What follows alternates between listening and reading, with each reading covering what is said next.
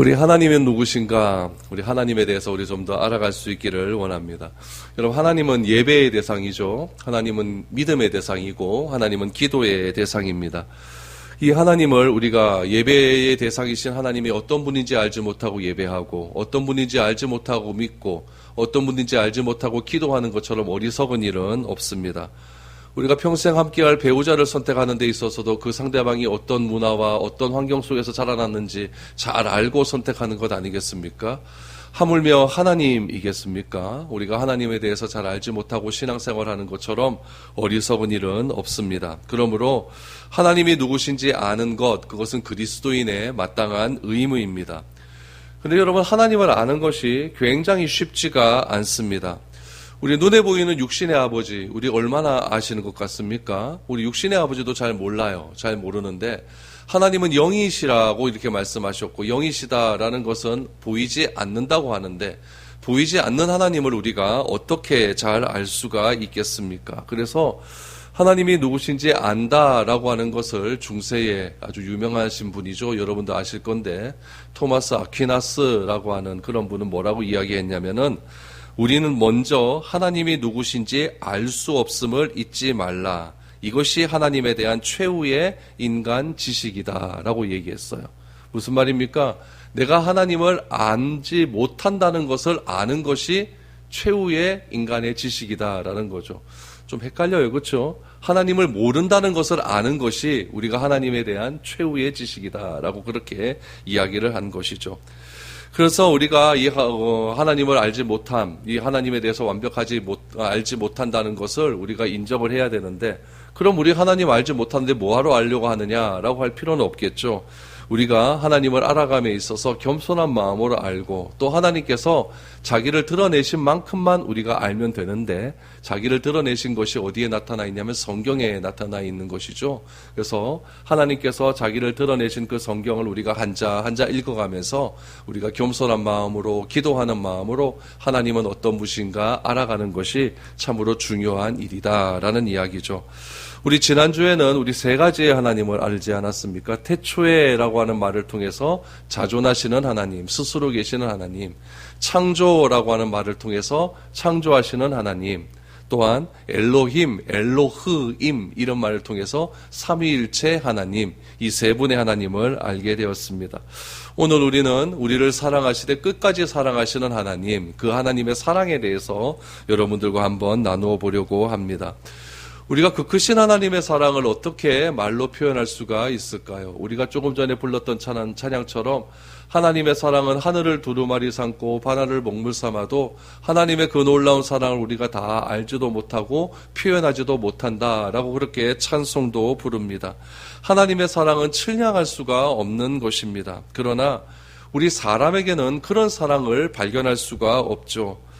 내가 하나님의 사랑을 어떻게 알 수가 있겠습니까? 그 놀라운 사랑을 내가 어떻게 발견할 수가 있겠습니까? 그래서 하나님께서는 그 놀라운 사랑을 우리에게 보여주시기 위해서 하나님께서 인간의 몸을 입고 직접 이 땅에 오셨죠. 그래서 우리로 하여금 보여주신 겁니다. 하나님의 사랑은 이런 것이다 라고 우리에게 보여주셨고, 또 그 하나님의 사랑은 이런 것이다 라고 우리가 체험할 수 있도록 하나님께서 직접 인간의 몸을 입고 이 땅에 오셨다는 사실입니다. 하나님께서는 그 놀라운 사랑을 예수님을 통해서 우리에게 보여주셨습니다. 그렇기 때문에 이 하나님의 크고 놀라운 사랑을 우리가 예수님이라고 하는 존재를 통해서 우리는 발견할 수가 있는 것이죠. 사람의 사랑은 어떤 사랑이냐면은 다양하게 표현할 수가 있겠지만 순간적인 사랑이죠. 굉장히 감정적인 사랑이고, 또 순간적이고 감정적이라고 한다면 하나님의 사랑은 영원하고 지속적인 사랑입니다.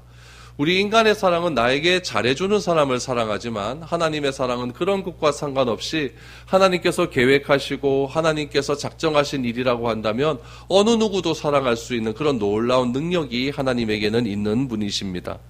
우리의 사람의 사랑은 조건적이고 따지는 것이 많지만 하나님의 사랑은 무조건적이고 스스로 낮추시면서 우리에게 먼저 찾아오신 그런 사랑이라는 것을 우리는 기억해야 됩니다.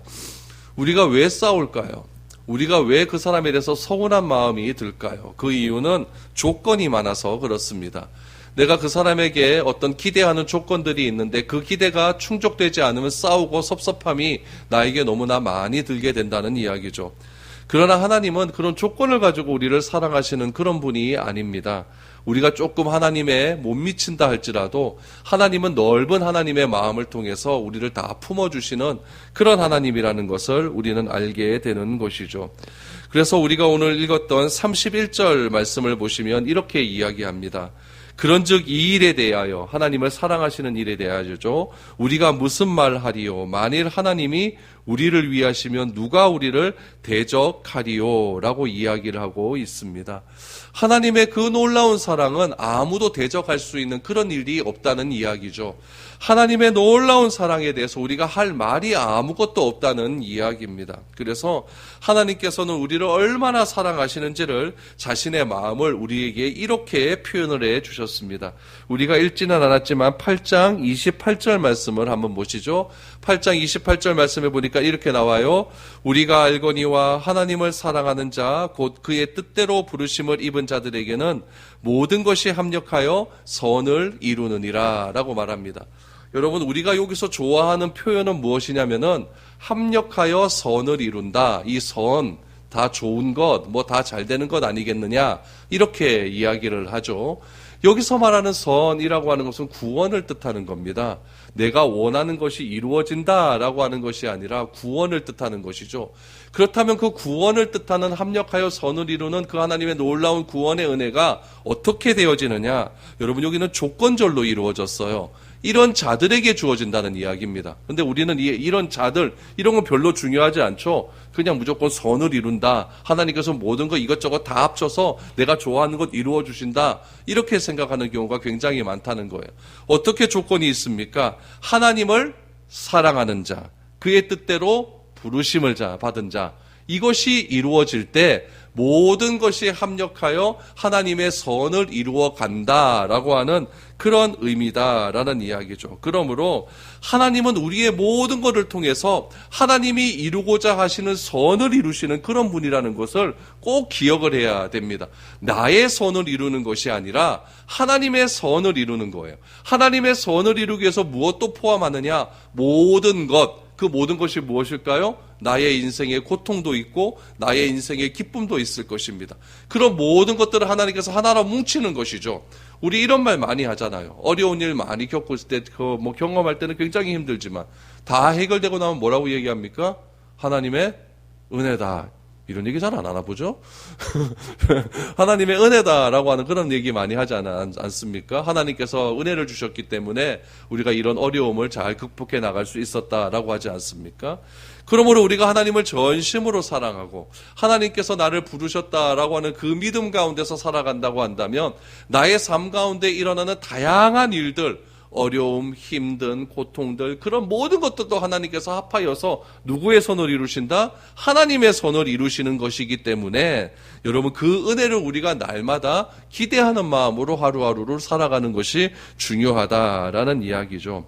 그러므로 하나님은 이렇게 우리를 다가오셔서 자신이 우리를 얼마나 사랑하시는지, 하나님이 우리를 얼마나 사랑하시는지를 우리에게 보여주셨다는 이야기입니다. 특별히 여러분, 바로 앞에 절 로마서 8장 30절 말씀을 보십시오. 그 하나님의 선을 이렇게 이야기합니다. 또 미리 정하신 그들을 또한 부르시고 부르신 그들을 또한 의롭다 하시고 의롭다 하신 그들을 또한 영화롭게 하셨느니라. 하나님의 그 놀라운 선을 이루기 위해서 가장 먼저 하신 일이 무엇입니까? 정하셨다라는 거예요. 그러니까 여러분, 하나님은 감정적으로 모든 일을 행하시는 것이 아니에요. 우리를 구원해 주시기로 작정하셨기 때문에 하나님께서 먼저 정하시고 그 정하신 자를 부르시는 겁니다. 하나님께서 그냥 부르시는 것이 아니라 창세 전부터 우리를 계획하신 거예요. 나를 부르시기로 계획하신 거죠. 그렇게 정하시고 우리를 부르신 다음에 우리를 어떻게 주셨다고요? 의롭다라고 인정해 주시고 그 의로움을 바탕으로 해서 우리를 영화롭게 해 주셨다라고 그렇게 이야기하고 있는 것이죠. 그러니까 우리 정하셨다라고 하는 거 하나님의 예정이죠. 하나님께서 우리를 구원하시기로 계획하셨다. 예정. 의롭다 하셨다, 부르셨다라는 것은 무엇입니까? 우리를 부르셨다. 소명라고 말할 수가 있겠죠. 의롭다 하셨다라는 건 무엇입니까? 칭의입니다. 칭의. 하나님께서 우리는 다 죄밖에 없는 존재이지만 내가 너를 의롭다라고 인정해 줄게 라고 칭의로 불러주셨고, 그 다음에 영화는 언제 일어납니까? 주님께서 나중에 재림하시는 그날에 우리가 완전한 모습으로 변화가 되는 그런 상태, 이런 모든 상태를 하나님의 선이라고 이야기하는데, 이 선을 이루기 위해서 어떤 것들이 일어납니까? 내 삶 가운데 여러 가지 상황들이 일어나는 거예요. 내 삶 가운데 여러 가지 상황들이 일어나서 그 상황들 때문에 내가 갈등하고 고통받고 어려워하지만 하나님께서 부르시고 하나님께서 사랑하신다는 사실을 굳건하게 믿는 자들에게는 결코 여러분 하나님의 선함은 떠남이 없다. 합력하여 선을 이루신다라고 우리에게 말씀해 주시고 있는 것이죠. 이런 하나님의 사랑을 오늘 31절, 32절, 33절, 34절에 보면은 바울이 4가지의 질문을 합니다. 이 4가지의 질문을 통해서 바울은 하나님이 어떤 분이신가라는 것을 우리에게 정확하게 말씀을 해주시고 있는 것이죠. 오늘 바울이 발견한 그 하나님은 과연 어떤 하나님일까요? 바울은 그 하나님을 어떻게 우리에게 소개하고 싶을까요? 오늘 이 신약에 나타난 바울이 고백하는 하나님을 오늘 우리가 한번 알아갈 수 있는 그런 시간이 되었으면 좋겠습니다. 첫 번째로 하나님은 어떤 하나님이냐? 끝까지 보호하시는 하나님이십니다. 우리를 끝까지 보호하시는 하나님. 31절 말씀 보시죠. 그런즉 이 일에 대하여 우리가 무슨 말 하리요? 만일 하나님이 우리를 위하시면 누가 우리를 대적하리요? 라고 말합니다. 하나님이 우리를 위하시면 이라고 이야기하죠. 하나님이 우리를 위하시면.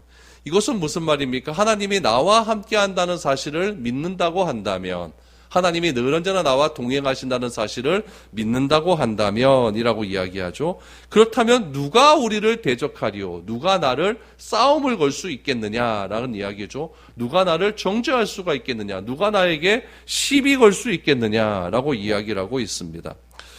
하나님께서는 세상을 창조하시고 우리를 만드셨습니다. 그분이 나의 하나님이죠. 원수의 손에서 우리를 구원하시고 보호하시는 분이 우리를 함께 하시는 하나님이십니다. 우리 출애굽기에 보면 하나님께서는 나를 위해서 싸우신다라고 하는 표현들이 굉장히 많이 나오고 있습니다. 원수의 손에서 구원하시고 보호하시고 길을 잃었을 때 우리를 인도하시는 분이 바로 끝까지 나와 함께 하시는, 우리를 보호하시는 그런 하나님이다라는 것을 강조하고 있는 것이죠. 우리를 그만큼 사랑하시기 때문에 우리를 정하시고 부르시고 의롭다 하시고 우리를 영화롭게 하시는 그런 놀라운 일들을 우리에게 행하셨다라는 겁니다. 그러므로 여러분, 우리가 구원받았다고 하는 사실에 여러분 갈등이 없어야 됩니다. 신앙생활하면서 내가 구원받았다고 하는 사실에 자꾸 갈등이 일어나면은 신앙생활하는 게 재미가 없어요. 내가 예수 믿는 것에 대한 특별한 의무감도 없는 것 같아요. 기쁨이 없어요. 그러나 하나님께서 나를 끝까지 보호하시는 하나님, 절대로 구원을 다른 곳으로 빼앗기지 않게 해주시는 그런 하나님이 늘 언제나 나와 함께 하시기에 오늘 본문에 보면 우리를 위하신다면 누가 나를 대적하리요? 누가 우리의 구원을 빼앗아 갈 수가 있으리요? 라고 바울은 그렇게 우리에게 이야기하고 있는 것입니다. 그러니까 여러분, 우리의 삶에서 일어나는 작은 일들, 그거 갖고 너무 염려하지 마십시오. 그거 자꾸 염려해봐야 나만 힘들어지고 잠 못 자고 괴로워지고 어려워진다는 이야기죠. 여러분, 그런 것들은 잠깐 지나고 마는 것입니다. 하나님이 우리를 위하신다면 세상의 어떤 세력도 우리를 대적할 수 없다. 이것이 바울이 선언하는 거예요. 우리를 끝까지 보호하시는 하나님, 이 일에 대하여 우리가 무슨 말을 하리요? 하나님이 우리를 사랑하시는 그 놀라운 일에 대해서 우리가 무슨 말을 하리요? 하나님이 우리를 위하신다면 누가 우리를 대적할 수 있겠는가? 저는 우리의 삶 가운데 이런 고백이 날마다 터져나올 수 있기를 바랍니다. 그래서 하나님이 우리를 위하시기 때문에, 하나님이 나와 함께 하시기 때문에, 그 하나님이 나를 보호하시기 때문에 세상의 어떤 것도 나를 대적할 수 없다. 이런 믿음을 가지고 올 한 해 그 하나님과 동행하며 살아갈 수 있는 우리 모든 삶이 될 수 있기를 축복드립니다. 두 번째로, 하나님은 어떤 하나님이십니까? 모든 것을 주시는 하나님이십니다. 모든 것을 주시는 하나님. 우리 32절 말씀 한번 보죠. 자기 아들을 아끼지 아니하시고 우리 모든 사람을 위하여 내주시니가 어찌 그 아들과 함께 모든 것을 우리에게 주시지 아니하겠느냐라고 말합니다. 하나님은 우리를 보호해 주시는 하나님이십니다. 나와 늘 언제나 함께 하시기에 우리를 위로해 주시는 하나님입니다. 그 하나님께서는 우리를 인도하실 뿐만 아니라 우리 자신을 위하여 독생자 예수 그리스도까지 아끼지 아니하시고 우리를 주시는 그런 놀라운 하나님이라는 이야기죠. 여러분, 자녀가 아프고 자녀가 힘들어하면은 부모가 대신 아파하고 부모가 대신 힘들어하고 싶은 것이 다 부모의 마음이 있지 않습니까? 여러분, 차라리 자녀가 죽는 것보다 내가 죽는 게 낫다, 뭐 이런 이야기도 많이 하잖아요. 내가 죽는 것은 어쩌면 쉬울 수는 있죠. 그러나 내가 사랑하는 아들을 죽여서 사랑하는 것, 그것은 여러분 절단코 쉬운 일이 아니라는 이야기입니다. 하나님은 우리를 어떻게 사랑하셨느냐? 자기 아들을 죽이시면서까지 우리를 사랑해 주신 거예요. 왜 그렇게 하셨을까요? 하나님이 나를 사랑하신다라고 이렇게 이야기하면 사람들이 잘 이해를 못해요. 그 하나님의 사랑이 어떤 사랑입니까? 잘 이해를 못하는 거죠. 그래서 아들을 이 땅에 보내어 주시는 거예요. 내가 너희를 사랑하되 어떻게 사랑하느냐? 이 아들을 죽이시면까지 내가 너희를 사랑한다. 나는 아들을 죽이면까지 상대방을 사랑하지 못하는데 하나님은 아들을 죽이시면서까지 우리를 사랑하시는구나. 이것을 어떻게 보여주셨습니까? 하나님 자신이 직접 보여주셨다라고 하는 그런 이야기죠. 아들을 십자가에 매달려 죽이시면서까지 우리 모든 성도들을, 우리 모두를 사랑해 주셨다는 이야기죠. 하나님의 귀는 어디에 있었을까요? 십자가에 달리신 그 예수님께서 엘리 엘리 라마 사막다니, 나의 하나님 나의 하나님 어찌하여 나를 버리셨습니까? 라고 그렇게 외치는 그 십자가에서 절규하는 그 사랑하는 아들의 절규를 하나님께서는 다 듣고 계셨다는 이야기입니다. 그래서 그 아들이 괴롭다, 아들이 힘들다, 하늘이 어렵다 라고 하는 그 괴로운 절규를 들으시면서도 우리를 위하여서 자기 아들을 그대로 내어주시는 그 놀라운 하나님의 사랑을 우리가 믿어야 된다는 이야기입니다. 아들을 죽이시면서까지 우리가 하나님의 형상을 회복할 수 있는 길을 허락하여 주셨다는 이야기입니다. 여러분, 내가 병이 듭니다. 내가 사업이 어렵습니다. 서럽습니다. 괴로울 때도 있죠. 관계가 힘이 듭니다. 그러나 이런 상황이 나에게 있다고 한다면 오늘 이 32절 말씀을 꼭 여러분 마음에 깊이 새겨두시고 여러분 한 해를 지낼 수 있기를 바랍니다. 틀림없이 여러분들 이 32절 말씀, 로마서 8장 32절 말씀이 여러분 삶 가운데 굉장히 놀라운 능력을 발휘할 것입니다. 그래서 이 로마서 8장 32절을 잘 기억하시고 여러분 하나님 내가 삶 가운데 어려운 일이 있었을 때 하나님께 기도하십시오. 로마서 8장 32절 말씀이 기억나게 하여 주시옵소서. 그래서 자기 아들을 아끼지 아니하시고 주시는 그 하나님의 놀라운 사랑이 사랑을 내가 체험할 수 있는 그런 은혜를 더하여 달라고 간절히 기도할 수 있기를 바랍니다. 우리에게 주시지 아니하겠느냐? 그 아들과 함께 모든 것을 우리에게 주시지 않겠느냐? 이 하나님의 놀라운 사랑을 여러분들 올 한 해 동안에 깊이 체험할 수 있기를 바랍니다. 하나님은 어떤 하나님이십니까? 모든 것을 우리에게 주실 수 있는 그런 하나님이다라는 이야기죠. 세 번째로 하나님은 어떤 하나님이십니까? 우리를 판단하지 않는 하나님이십니다. 33절 말씀해 보니까 누가 능히 하나님께서 택하신 자들을 고발하리요 의롭다 하신 이는 하나님이시니 라고 말합니다. 하나님께서 나를 택하신 이유는 무엇입니까? 나를 사랑하시기 때문에 하나님께서 나를 택하셔 주셨습니다. 나를 택하셨다라고 하는 의미는 나를 구별하여 주셨다라는 의미죠. 여러분, 나를 택하셨다라고 하는 그 사실이 얼마나 가슴 떨리는 일입니까? 여러분, 우리의 상처는 다 어디에서 나오냐면 선택받지 못한 것에서 나와요. 내가 원하는 학교를 선택하지 못했다. 마음에 굉장히 아픔이 있죠. 내가 원하는 직장에서 나를 선택하지 않았다. 그것도 굉장히 나에게 아픔이 있는 거예요. 그런데 하나님은 나 같은 존재를 선택하여 주신 거예요.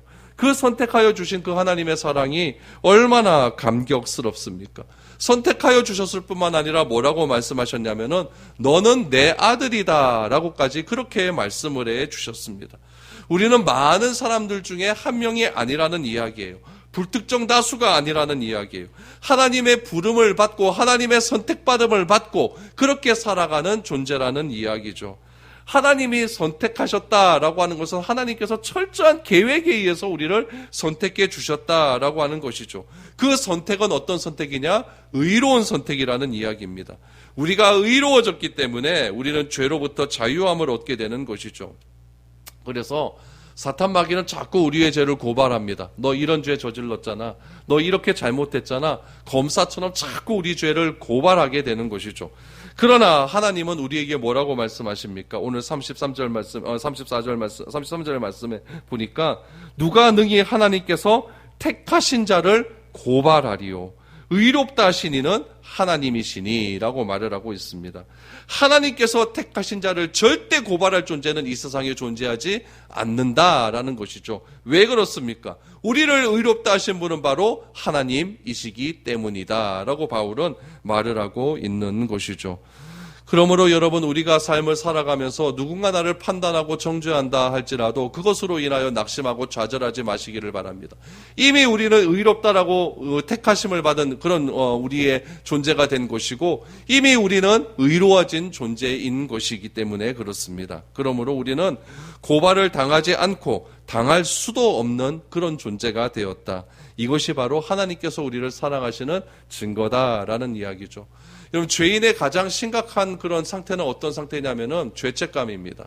죄책감에서 헤어나올 수가 없는 것이죠.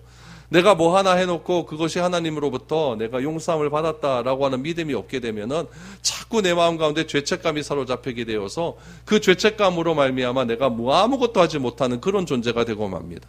그러나 하나님께서는 그런 죄책감에서 우리를 고발하는 것에서 자유케 해주셨다는 이야기죠. 하나님께서 의롭다 하셨는데 누가 우리를 고발할 수 있겠느냐, 이렇게 바울은 이야기하고 있습니다. 마지막 네 번째는 어떤 하나님이십니까? 우리를 정죄하지 않는 하나님이십니다. 34절을 보시죠. 누가 정죄하리요? 죽으실 뿐 아니라 다시 살아나신 이는 그리스도 예수시니 그는 하나님 우편에 계신 자요 우리를 위하여 간구하시는 자시니라 라고 말합니다. 마귀는 우리 안에 있는 죄를 보고 나를 고소합니다. 나를 고발합니다. 그래서 검사는 우리를 고소하라고 하는 것처럼 마귀는 자꾸 우리를 하나님 앞에서 고소하고 판단하고 정죄합니다. 그 죄의 결과는 무엇입니까? 사망 아니겠습니까? 그래서 사탄은 우리를 향하여서 너는 이제 끝났어, 너는 안 돼, 사망을 선고하는 것이죠. 그러나 예수님은 우리를 위하여 십자가에 못 박혀 죽으심으로 말미암아 우리는 더 이상 정죄함을 받지 않게 되었다라고 선언을 하게 됩니다. 로마서 8장 1절 2절 말씀에 보면 이렇게 나와요. 그러므로 이제 그리스도 예수 안에 있는 자에게는 결코 정죄함이 없나니 이는 그리스도 예수 안에 있는 생명의 성령의 법이 죄와 사망의 법에서 너를 해방하였음이라 라고 말을 하고 있습니다. 예수 안에 있는 자들에게는 결단코 정죄함이 없는 겁니다. 결단코 누구를 판단할 수가 없는 것입니다. 자신이 하나님의 아들이라고 외쳤던 30대 청년이 완전히 발가벗겨지고 채찍에 맞아서 살은 갈기잘기 찢어진 상태로 십자가에 매달려 죽어갔습니다. 십자가에서 고통이 너무 크기에 하늘을 향해 소리를 지르기 시작합니다. 그리고 죽기 직전에 그 청년은 이렇게 이야기하고 숨을 거둡니다. 다 이루었다라고 죽습니다. 이렇게 죽은 자를 하나님의 아들이라고 말을 할 수가 있을까요? 이 질문에 대해서 그 당시나 지금이나 똑같이 신은 절대로 죽지 않는다라고 말을 합니다. 예수님께서 십자가에 못 박히실 때에도 그 당시 못을 박는 자도 조롱했고 심지어 같이 십자가에 달린 한편 죄수까지도 예수님을 조롱했습니다. 신이라고 하는 존재는 완벽해야 됩니다. 완전해야 됩니다. 내가 하지 못하는 것을 해낼 수 있어야만 그것이 신이 될 수가 있는 것이죠. 그러기에 우리는 자꾸 신을 만들어냅니다. 나보다 약하고 연약하고 무능력한 존재를 신으로 여길 사람이 이 세상에 어디에 있겠습니까? 그렇게 그때나 지금이나 이 사건을 보고 정말 예수가 하나님의 아들이냐라고 말하는 사람은 아직까지도 존재한다는 이야기입니다. 예수님을 외면한 사람도 있었고 예수님을 메시아로 믿는 사람들도 있었습니다. 바울의 설교를 듣고도 많은 사람들이 예수를 그리스도로 받아들이는 자도 있고 그렇지 않은 사람도 있었습니다. 베드로와 스데반의 설교를 듣고 회개하는 자들도 있었고 이를 가는 자들도 존재했습니다. 이처럼 메시아에 대한 이해와 믿음은 우리의 능력으로 절대 되는 것이 아니라는 이야기입니다. 내가 예수님을 그리스도로 고백한 이 놀라운 사건은 내 이성과 내 감정과 내 지식으로 된 것이 아니라 성령 하나님께서 나에게 은혜를 베풀어 주심으로 된 사건이라는 이야기죠. 그러므로 내가 이 십자가에 무가치하게 정말 무참하게 비참하게 죽어가신 그 예수님의 그 놀라운 사랑을 내 입술로 내가 고백을 했다라고 한다면 우리의 삶은 과연 어떤 삶이 되어야 할까요? 무가치 아니하고 별것도 아니고 승부욕만 강하고 상대적이고 비교의식이 강했던 저 같은 사람에게도 예수님께서는 발가벗긴 채로 나에게 찾아오셔서 나를 감싸 안아주시고 괜찮다라고 말씀해 주시고 잘할 수 있다라고 말씀해 주시고 더 완전한 회복을 위하여 죽기까지 나를 사랑해 주셨다고 하는 그 놀라운 사랑이 나에게 들어왔었을 때 그동안의 모든 여러분 나에게 있었던 모든 상처들은 다 회복될 수 있었다는 이야기입니다. 그런 사랑을 경험하고 믿고 받아들인 내가 다른 사람을 사랑하지 못하고 교회를 사랑하지 못하고 다른 사랑을 품어주지 못하는 이유는 하나도 없는 것입니다. 여러분, 우리는 결코 정죄함을 받지 않습니다. 이 사실을 내가 믿는다고 한다면 여러분, 우리에게는 우리 삶 가운데 있어서 놀라운 은혜가 임할 수 있을 것입니다.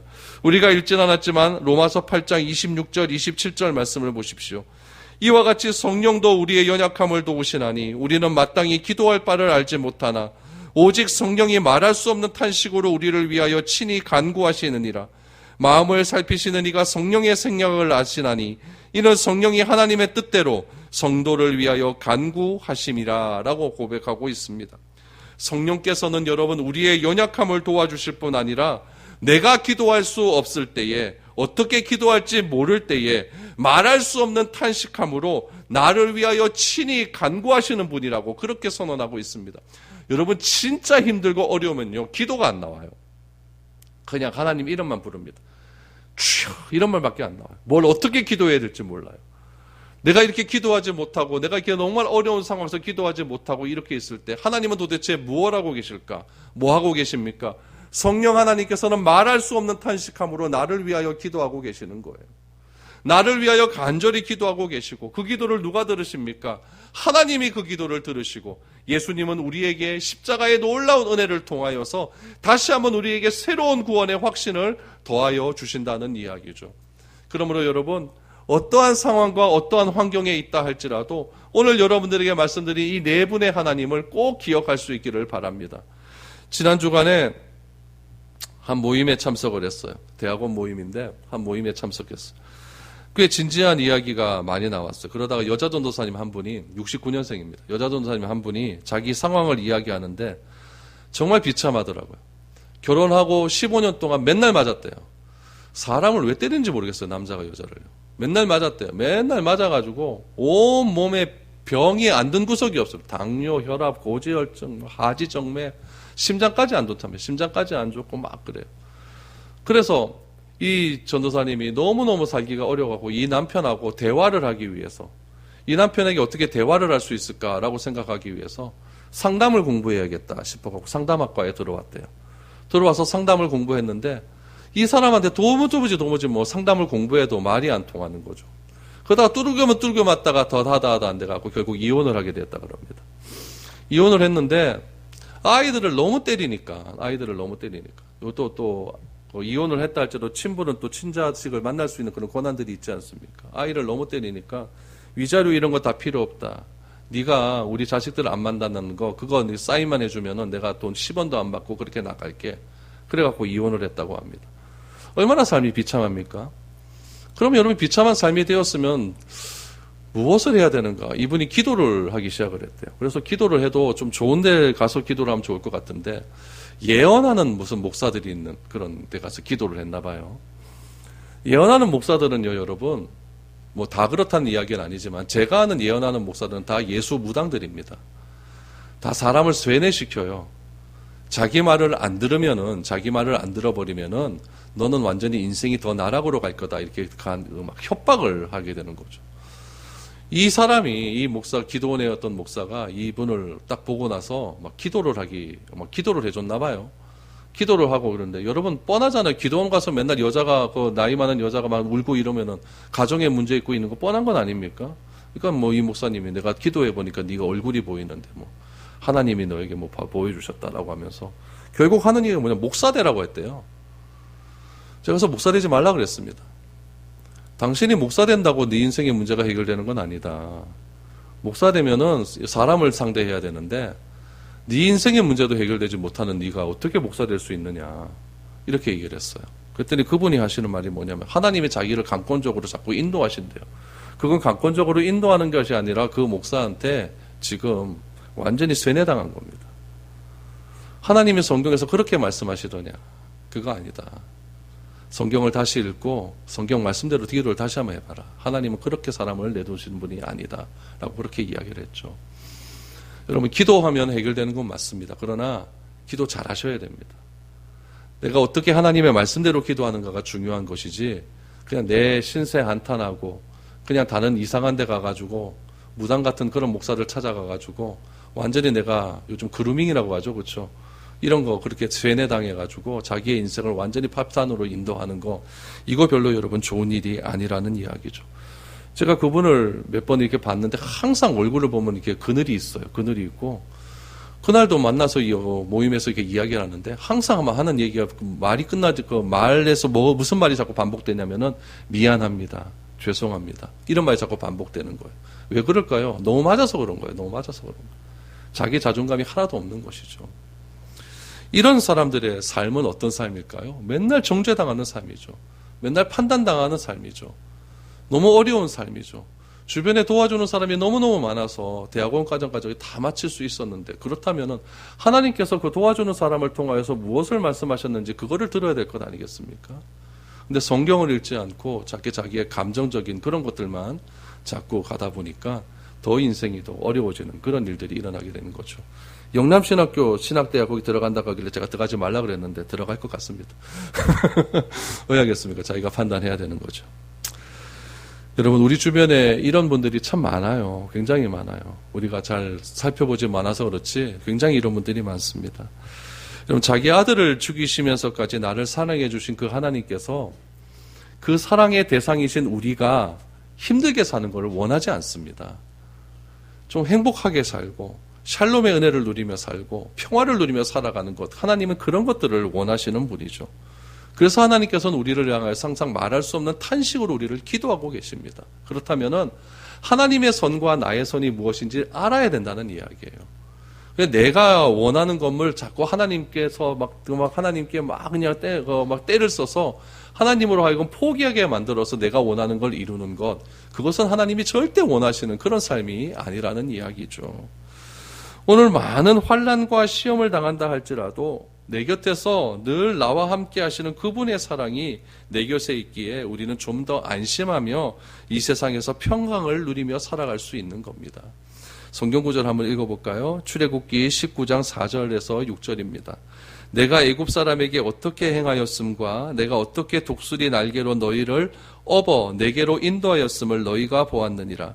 세계가 다 내게 속하였나니 너희가 내 말을 잘 듣고 내 언약을 지키면 너희는 모든 민족 중에서 내 소유가 되겠고 너희가 내게 대하여 제사장 나라가 되며 거룩한 백성이 되리라. 너는 이 말을 이스라엘 자손에게 전할지니라 라고 말했습니다. 우리를 어떻게 보호해 주신다고요? 독수리 날개로 보호해 주신대요. 여러분, 제가 이스라엘 가서 독수리를 봤는데요, 정말 커요. 독수리가요. 그 땅에 내려갖고 날개를 피면 한 3m까지 됩니다. 그러니까 얼마나 큰 독수리입니까? 그 독수리 날개로 우리를 품어주시고 보호해주신다고 하고 있습니다. 우리는 하나님의 소유가 되었고 제사장 나라가 되며 거룩한 백성이 되었습니다. 여러분, 이것이 무엇이냐? 구원인 거예요. 놀라운 것이죠. 이 구원을 받았다라고 하는 것은 하나님의 관심이 대상이 되었다라는 이야기예요. 합력하여 선을 이룰 수 있는 그런 특권을 누릴 수 있는 존재가 된 것입니다. 우리를 정하시고 부르시고 의롭다 하시고 영화롭게 하시는 그 하나님, 그 하나님이 어떤 하나님입니까? 나의 하나님인 거예요. 그 하나님만 신뢰하고 가셨으면 좋겠습니다. 그래서 그 하나님이 어떤 하나님이신지를 자세히 살펴야 됩니다. 그래야만 그 하나님의 알미 나의 삶 가운데 직접적인 영향력이 나타나서 내가 그 하나님으로 말미암아 회복될 수가 있는 것이지, 하나님을 그냥 나만의 하나님으로 알게 된다면 내가 내 지식 속의 하나님으로만 알게 된다면 아무런 의미가 없게 된다는 이야기예요. 성경에서 말하는 그 하나님이 어떤 하나님이신가? 여러분, 하나님만 신뢰하시기 바랍니다. 조금 잘못해도 괜찮아요. 조금 잘못했다고 해서 거기에 내 마음 다 빼앗기지 마시고 나와 함께 하시는 그 하나님으로 말미암아 내 삶에 평화가 넘쳐날 수 있기를 바랍니다. 여러분, 그러면 됩니다. 그러면 되는 것이지 자꾸 뭐 다른 데 가고 이상하게 그렇게 여러분들 회복받으려고 하지 마십시오. 성경 속에서 나타난 하나님을 아시고 그 하나님을 붙들고 기도할 수 있기를 바랍니다. 오늘 여러분들에게 네 분의 하나님을 소개했는데 이 네 분의 하나님을 잘 기억하십시오. 그래서 여러분 힘들고 어려울 때마다 이 네 분의 하나님의 이름을 불러가면서 기도하실 때에 하나님께서 여러분들에게 놀라운 회복의 은혜를 외쳐주실 줄 믿습니다. 우리 찬양하고 기도